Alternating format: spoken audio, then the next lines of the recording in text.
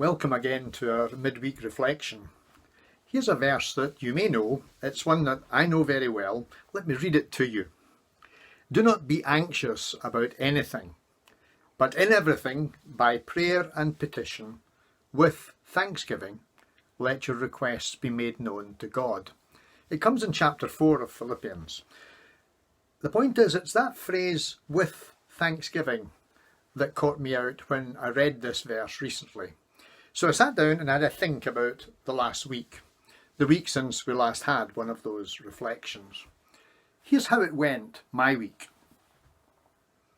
One of the days I sat in the shade of a tree when I was out on my bike over around the back roads of the Shire, and I was sitting under this tree eating an orange and watching an air display of lapwings doing their aerobotics, listening to a skylark and looking at a ponderous pigeon walking along the road.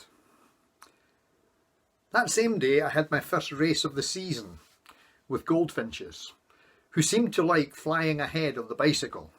It was up the back on the Ochrone Road, and the goldfinches won again. On Sunday there, I went to Crown Terrace Church in Aberdeen, and I saw faces I haven't seen for over a year. I heard live singing by two people that lifted my heart. And I took time to look again at my favourite rose window at the front of that church. Then, at the end of last week, doing one of our forest walks, I knelt down several times to get a photo of tiny flowers. And I was glad I did, because beauty is never to be taken for granted, and anyway, kneeling can have more than one purpose. And then I was reading a book, as I often do, which was written 50 years ago, and wondered how an elderly Archbishop of Canterbury in the 1960s knew, he just knew, that eventually technology, which is both gift and burden, would become a promise or a threat, a blessing we could use responsibly, but needs to be held within moral boundaries. And then I had news of someone's bereavement, and I was glad of that kind of technology that allows words of comfort and assurance to be spoken anytime, any place, and that was something that 50 years ago the good Archbishop hadn't even dreamed of. Now, thinking of this past week still, it's been the coldest May that I ever remember, and so at the start of that week I was kind of resigned to the fact that warmth and sunshine would be off the menu in the northeast. But late in the week, just several days ago, the sun broke through. And now we've had several unbroken days of sunshine. So all of those experiences in a week were good experiences. Now, there are plenty of things in life that I would like to see sorted or changed, people's situations transformed. There's much that we wish for, and we take that to God in prayer, and we do so with prayers and petitions.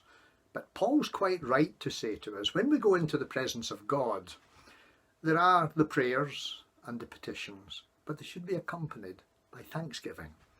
And that means not just thanking God when we happen to be praying. My guess is that thanksgiving, giving thanks, is actually a default disposition of the person who looks out in that world there and realises there are blessings all around us.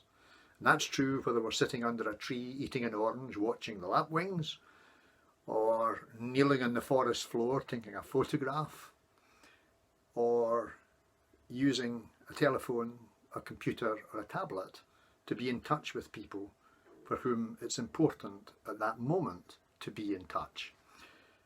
So there's my thought for this coming week, that when we hear those words of Paul, hear that again, do not be anxious about anything, but in everything, with prayer and petition and with thanksgiving, let your requests be made known to God. Thanksgiving, giving thanks, And you know, after that verse, Paul then uses words that we recognise immediately as benediction. Let's use them as that. And the peace of God, which passes all understanding, will keep guard over your hearts and minds in the knowledge and love of God and of his Son, Jesus Christ. And may that be true for us, for you and for me, going into this next week. Thank you for calling by again, for sharing this time with us, and God bless.